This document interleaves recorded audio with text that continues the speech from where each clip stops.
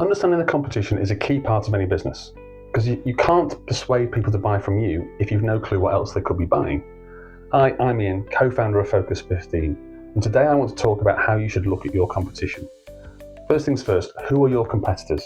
Now this may sound obvious, but you'd be surprised how many startups get this wrong.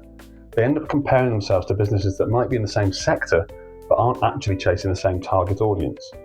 Let's say you're selling a second-hand Fords under £10,000, and someone else is flogging brand new BMWs for £40,000. You're not really competing. They're in the same sector, but your customers aren't choosing between the two. But if you're selling breakfast cereal and your customers are choosing between a bowl of cornflakes and a croissant from the local bakery, then you're in the same breakfast battle, and the bakery is competition. Your competitors are the ones your potential customers are spending their money with when they could be spending it with you. Once you've figured out who they are, it's then time to understand what they're actually doing. Some people love a good framework, a SWOT analysis, Porter's 5 forces, the full MBA toolkit, and if that works for you, great, crack on. But personally, I prefer to keep it really simple by focusing on their 4 W's. We know we share the same who, that's why they're a competitor. So I look at what's their mission, what are they trying to achieve? What's their product range, and are they launching anything new?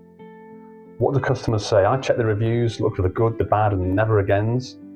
And I'm also interested in why people buy from them. Is it price, speed, quality, or something else?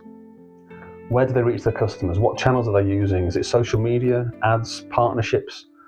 And lastly, have they raised any money recently? Because that could mean more marketing, more products, and potentially more trouble for me.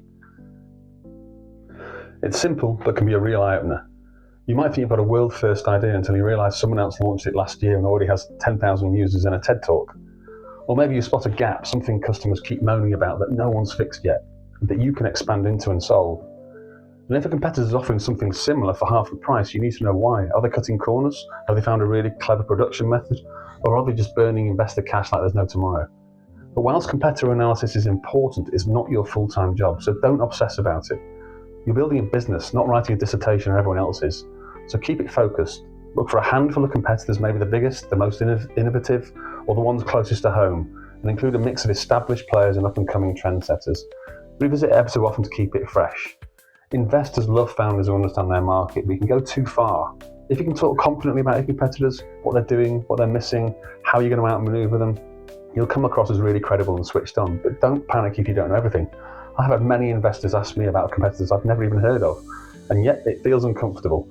Feels a little bit embarrassing, but it's bound to happen. Don't try and bluff them. Just look at it afterwards, see if there's anything you've missed, and move on. If an investor's more concerned about your encyclopedic knowledge than your ability to grow a business, they're probably not the right fit for you. Thanks for watching, and if you found this useful, feel free to hit subscribe, drop a comment, or get in touch at focus15.co.uk. In the meantime, stay focused and see you in the next one.